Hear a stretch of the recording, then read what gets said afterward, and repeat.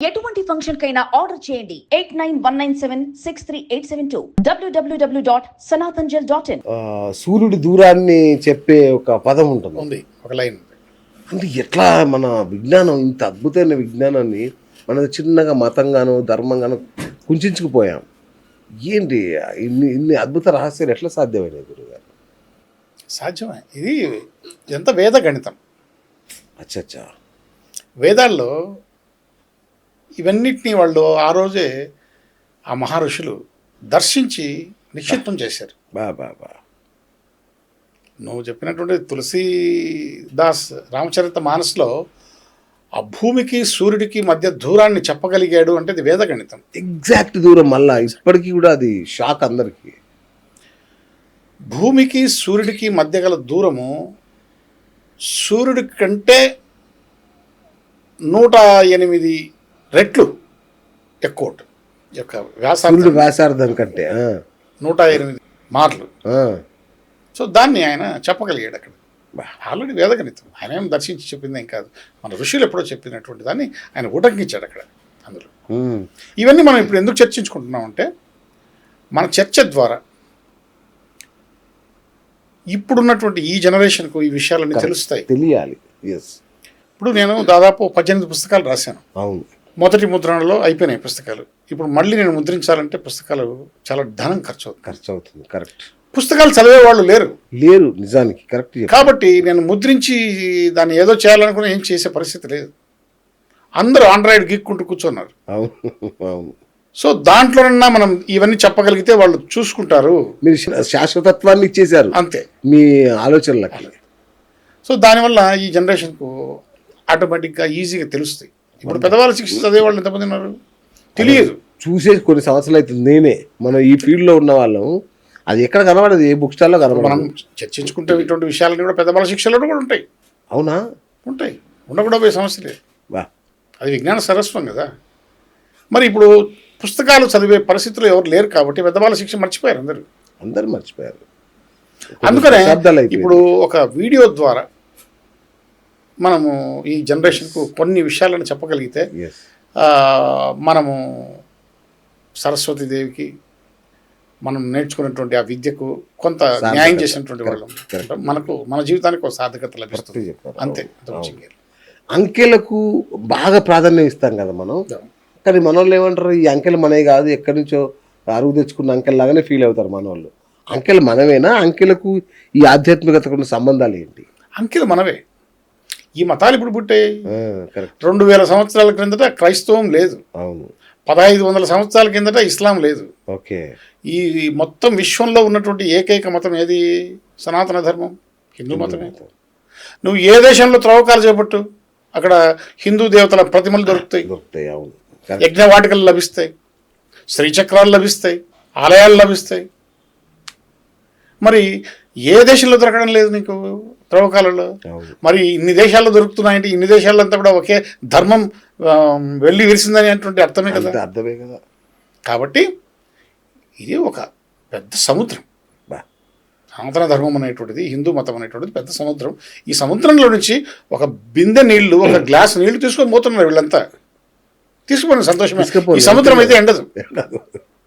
ఎందుకంటే గొప్ప విషయం. దాదాపు 600 సంవత్సరాలు పరిపాలించారు ఎవరు? ఇస్లాం ఈ దేశాన్ని. 200 సంవత్సరాలు బ్రిటిష్ వాళ్ళు పరిపాలించారు. అవును. దాదాపు 1000 సంవత్సరాలు ఆల్మోస్ట్ పరాయి పాలనలో ఈ దేశం మగ్గింది. అయినా కూడా సనాతన ధర్మాన్ని ఎవడు చంపలేకపోయాడు. అవును. సనాతన ధర్మానికి ఉన్నటువంటి మూలాలు అలాంటివి. ఎందుకంటే ఈ మతాలు పుట్టినటువంటి మతాలు ఏవైతే ఉన్నాయో అవన్నీ ఇక్కడి నుంచి పోయినట్టే, కొత్తవి కాదు.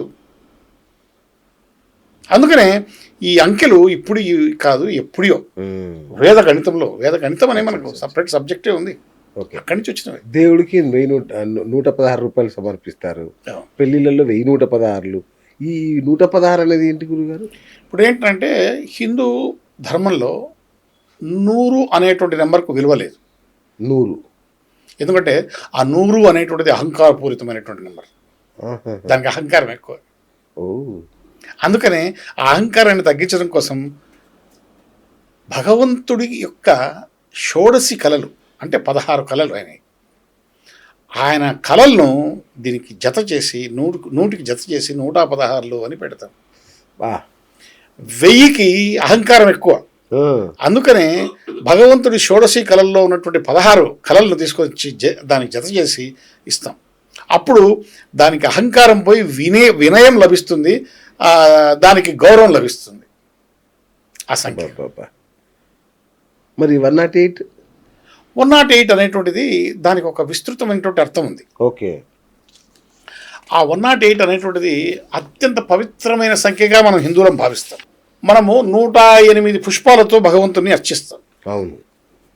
మనం తిప్పేటువంటి జపమాల ఉందే 108, ఆ జపమాలలో పూసల సంఖ్య 108 ఉంటుంది. అవును. ఈ యొక్క భూమికి చంద్రుడికి మధ్యలో దూరం ఎలా కొలుస్తారు అంటే గన చంద్రుడి యొక్క వ్యాసం కంటే 108 రెట్లు ఎక్కువ. భూమి సూర్యుడి యొక్క మధ్య దూరం ఎట్లా కొలుస్తారంటే సూర్యుడి యొక్క వ్యాసం కంటే 108 రెట్లు ఎక్కువ ఈ డిస్టెన్స్. అంటే దాన్ని తీసుకుంటే ఈ డిస్టెన్స్ మీకు తెలిసిపోతుంది. ఓకే. సో ఆ విధంగా వేద గణితంలో రాసి పెట్టున్నారు. ఓకే. ఇప్పుడు ఆయుర్వేదం ఉంది, మనిషిలో 108 మర్మస్థానాలను గుర్తించింది. 108 మర్మస్థానాలను గుర్తించింది ఆయుర్వేదం. ఓకే. ఎంత విశేషం. అలాగే ఈ శ్రీచక్ర యంత్రం అని ఉంటుంది, మన ఇళ్ళలో చూస్తాం. అందులో 54 పురుష స్థానాలు, 54 స్త్రీ స్థానాలు, మొత్తం కలిపి 108 స్థానాలు ఉంటాయి శ్రీచక్రంలో కూడా. అలాగే 27 నక్షత్రాలు, ఒక్కొక్క నక్షత్రానికి 4 పాదాలు. 27 × 4 = 108 పాదాలు. అలాగే జ్యోతిష శాస్త్రంలో 12 రాసులు, 9 గ్రహాలు కలిపి మనము హెచ్చిస్తే 108 వస్తుంది. సో ఆ విధంగా 108కి ఈ నాట్యం ఉంది కదా, భరతనాట్యంలో కూడా 108 భంగిమలు ఉన్నాయి భరతనాట్యంలో. సో అందుకనే ఈ 108 సృష్టికర్త కోడ్ అంటారు దీన్ని. అత్యంత విశిష్టమైంది, పవిత్రమైంది ఈ 108. అందుకని ఈ సంఖ్యకు అందుకే అంబులెన్స్ మీద కూడా పెడతారు అన్నమాట. అదే అందాం అనుకున్నా, సృష్టికర్త కాబట్టి సృష్టికర్త కోడ్. ఈ మరి 40 ఏంటి? 40 సమృద్ధి సంఖ్య ఇది అంటుంటారు. 40 సమృద్ధి సంఖ్య అనేటువంటి దానికి కూడా ఒక అర్థం ఏంటంటే మనకు ఒక ప్రయత్నం 40 రోజులు తీవ్రంగా చేయాలి. కరెక్ట్. 40 రోజులు ఒక ప్రయత్నం చేసి తర్వాత ఫలితాన్ని మనం ఎదురు చూడాలి. మన కళ్ళకు చత్వారం వస్తుంది. చత్ అంటే 40, 40 సంవత్సరాల్లో వస్తుంది. అవును, కరెక్టే. ఒక స్త్రీ ప్రసవించిన తర్వాత ఆ యొక్క పురుషుడు భర్త ఆ స్త్రీని 40 రోజుల దాకా కలవకూడదు. ఓకే. మనము ఒక దీక్ష తీసుకుంటాం, 40 రోజులు తీసుకుంటాం. అవును. అంటే 20 రోజులు మనలో ఉన్నటువంటి పాత లక్షణాలు మరుగున పడడానికి, 20 రోజులు కొత్త లక్షణాలు మనలోకి ప్రవేశించడానికి, మొత్తం 40 రోజులు. దీన్ని మండలం అంటాం. వర్షాకాలంలో 40వ రోజు ఆకాశంలో కృత్తికా నక్షత్రం కనిపించదు. ఆ రోజు అది మరుగున పడుతుంది. మొత్తం సంవత్సరం అంతా ఉంటుంది, వర్షాకాలంలో మాత్రం 40 రోజు కనపడు. ఇక్కడ జ్యోతిష శాస్త్రంలో ఇందాకే అనుకున్నాం మనం, ఇది 12 నక్షత్రాలు, ఇది 27 నక్షత్రాలు, 12 రాసులు, ఏమి ఒక అభిజిత్ లగ్నం. 27 నక్షత్రాలు, 12 రాసులు, ఒక అభిజిత్ లగ్నం, మొత్తం కలిపితే 40. సో ఆ విధంగా 40కి. ఇక ఎవరైనా పుణ్యపురుషులు పెద్దవాళ్ళు చనిపోతే 40 రోజులు మనం ఇది పాటిస్తాం. ఇది సూతకం కాదు, మనం దాన్ని ఏమంటామంటే సంతాప దినాలుగా ప్రకటిస్తాం. ఓకే. సో ఆ విధంగా 40వ సంఖ్యకు సమృద్ధి సంఖ్య అనే ఒక పేరు.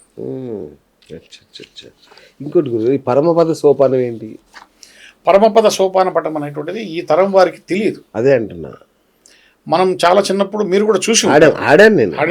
పాము మింగింది చాలా. దాని వెనక అంతరార్థం చాలా మందికి తెలియదు. ఏదో ఆట అనుకుంటున్నాం అంతే. అవును, అంతరార్థం తెలియదు. ఈ ఆధ్యాత్మిక అంతరార్థం ఉంది దీంట్లో.